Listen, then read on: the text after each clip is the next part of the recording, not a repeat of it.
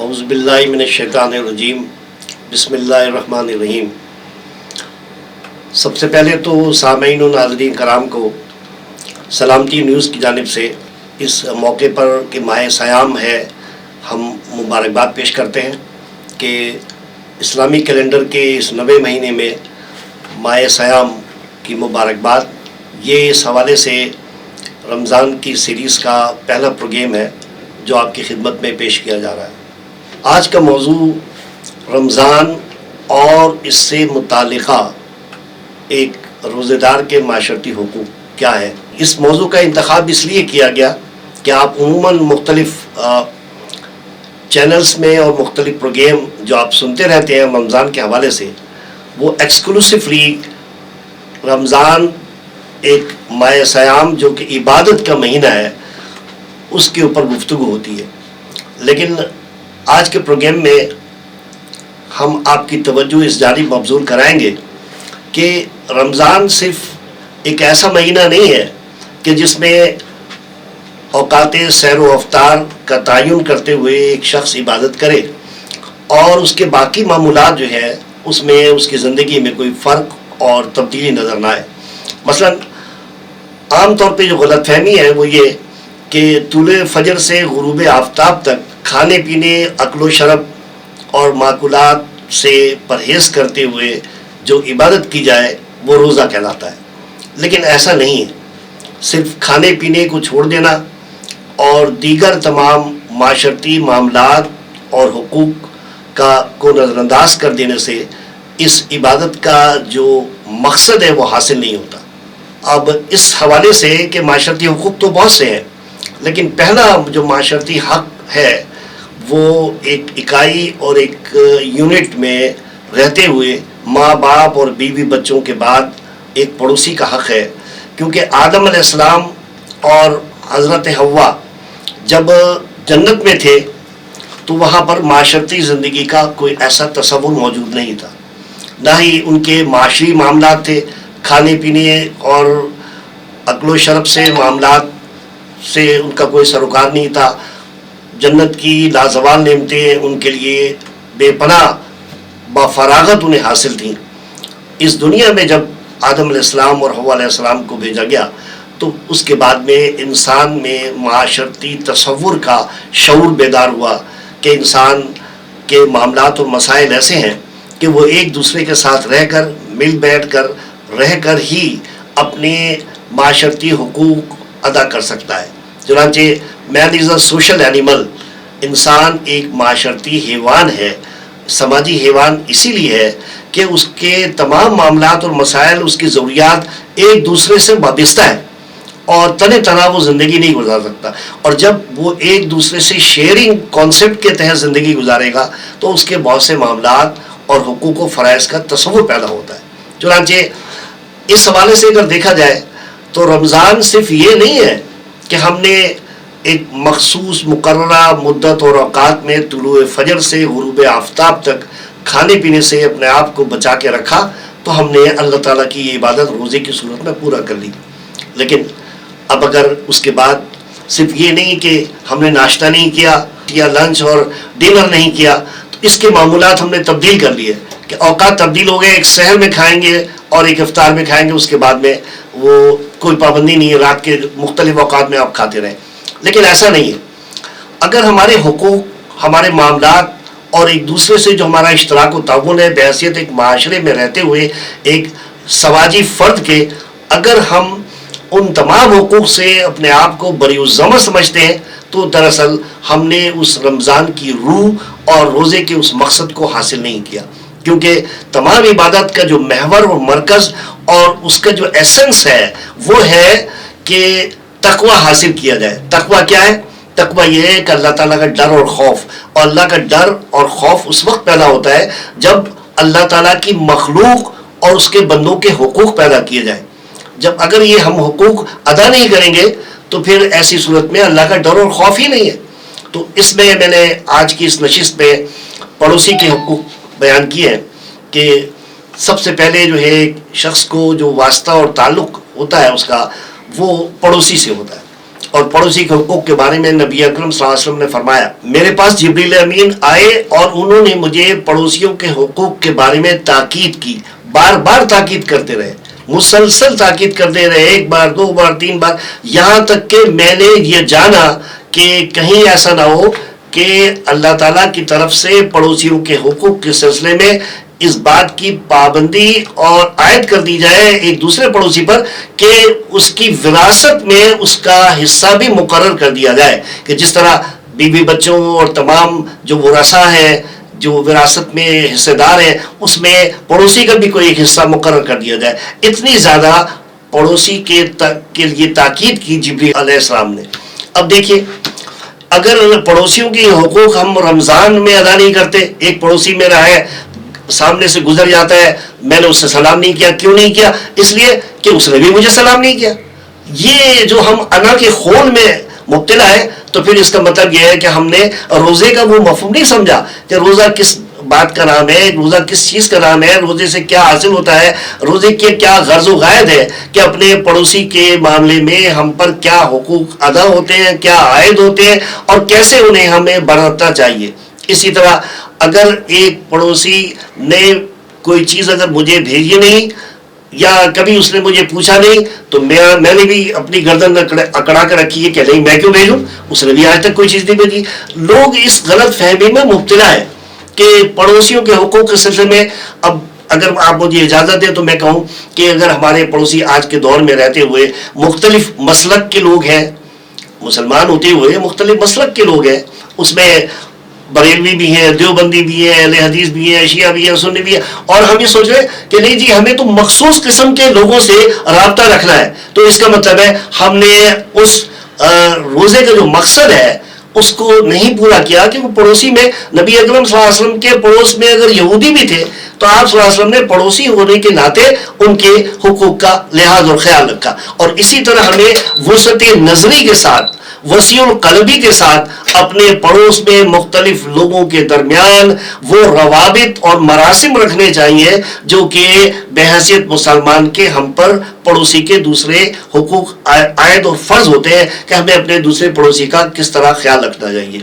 آپ صلی اللہ علیہ وسلم نے فرمایا کہ اگر تم اپنے بچوں کے لیے کوئی چیز لے کر آؤ تو وہ پھل، وہ چیز اگر تمہارے پاس اتنی استطاعت نہیں ہے کہ تم اپنے پڑوسی کو بھجوا سکو، تو وہ چیز اس طرح چھپا کر لاؤ کہ اس کے بارے میں تمہارے پڑوسیوں کو کوئی خبر تک نہ ہو۔ اور اگر ایسا نہیں ہے، تم دے سکتے ہو، تو پھر اس میں شیئر کرو اپنے پڑوسیوں کو۔ یہاں تک کہ اگر کوئی پھل آپ نے کاٹا ہے تو پھل کاٹنے کے بعد اس کے چھلکے بھی باہر نہ پھینکو، تاکہ ایسا نہ ہو کہ وہ پڑوسی جو کہ ان سب چیزوں کو خریدنے کی استطاعت نہیں رکھتے، معاشی طور پر اتنے مستحکم نہیں ہیں، تو کہیں ان کے بچے دیکھ کر ان کی دل آزاری نہ ہو، کہ وہ ان چھلکوں کو دیکھ کر ان کی دل آزاری ہو۔ یہ دیکھیے کہ پڑوسیوں کا یہ حقوق۔ اب ہم سوچ رہے ہیں کہ ہم فروٹ لے کر آ رہے ہیں اپنے بچوں کے لیے افطار کے لیے، اور اس کے بعد میں اگر ہم نے اپنے پڑوسی کا لحاظ اور خیال نہیں رکھا تو دراصل ہم نے اس روزے کے مقصد کو حاصل نہیں کیا، جس کی وجہ سے روزہ صرف بھوکے پیاسے رہنے کا نام نہیں ہے۔ روزہ جو ہے وہ ان تمام معاملات میں پڑوسیوں کے حقوق کے لحاظ اور خیال کا مطلب ہے کہ ہمیں دوسروں کے ساتھ کس طور پر پیش آنا چاہیے۔ اسی طرح پڑوسیوں کے حقوق کے اعتبار سے ہی اگر بات کی جائے کہ رمضان میں پڑوسی کے حقوق کا کیا تعلق اور بنتا ہے ہمارے درمیان، وہ یہ کہ ہمیں پڑوسیوں کے جو افراد جتنے بھی ہیں، خواہ بہت سے ہیں، ایک حدیث کے مطابق تقریباً 40 گھروں تک چاروں طرف، یعنی کہ مشرق، مغرب، شمال، جنوب، میں اگر یہاں پر موجود ہوں، یہاں میرا گھر ہے، تو میری دائیں اور بائیں اور آگے اور پیچھے 40 گھروں تک جو ہے وہ پڑوسیوں کے حقوق ادا کرنے کا ایک تصور ہے کہ یہ پڑوسی شمار کیے جاتے ہیں۔ لیکن حضرت عائشہ رضی اللہ تعالیٰ عنہا نے نبی اکرم صلی اللہ علیہ وسلم سے پوچھا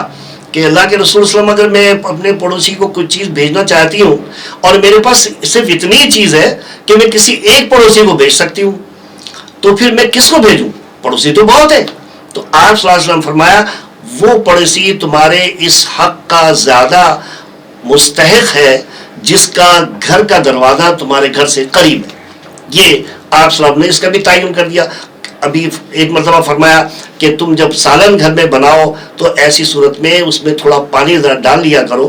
پتلا کر لیا کرو سالن یا شوربہ اس کا، تاکہ کسی پڑوسی کو بھی بھجوا سکو۔ یہ تمام پڑوسیوں کے حقوق ہیں۔ اب اگر ہمیں ان سب چیزوں کا احساس نہیں ہے، ان سب چیزوں کا ادراک نہیں ہے، ان سب چیزوں کا ہم خیال نہیں رکھتے، تو پھر 12 13 14 گھنٹے کی اتنی بڑی عبادت کر رہے ہیں، اور اس کے اس روح کو،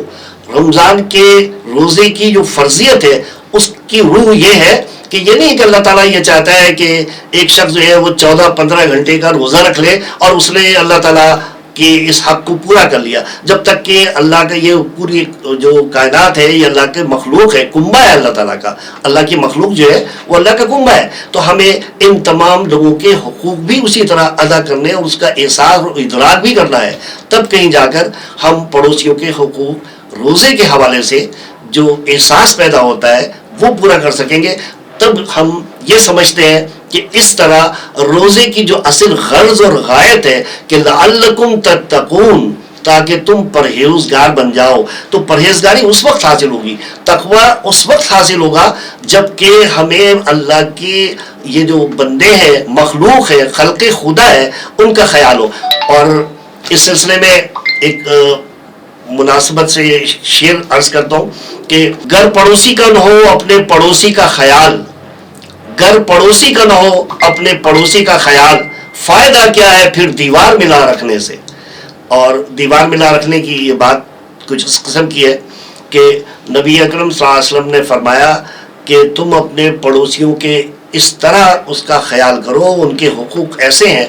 کہ اگر تمہیں اپنے دائیں یا بائیں پڑوسی میں سے کسی ایک پڑوسی کی طرف سے اپنی دیوار بلند کرنی ہے،